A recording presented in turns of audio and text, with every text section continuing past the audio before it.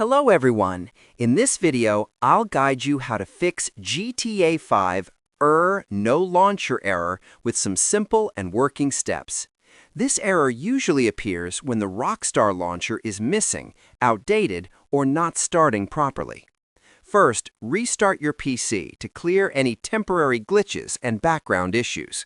Next, open your launcher like Steam or Epic Games and run it as administrator so it can properly connect with Rockstar services. After that, go to the Rockstar Games launcher website and reinstall the latest version to replace any corrupted files. Now, open your GTA 5 installation folder and try launching the game directly from the GTA5.exe file as administrator. Also, make sure your antivirus or firewall is not blocking the launcher, so add exceptions if needed. Then, verify your game files through your launcher to fix missing components. Finally, restart your system and open the game again, and the error should be completely resolved.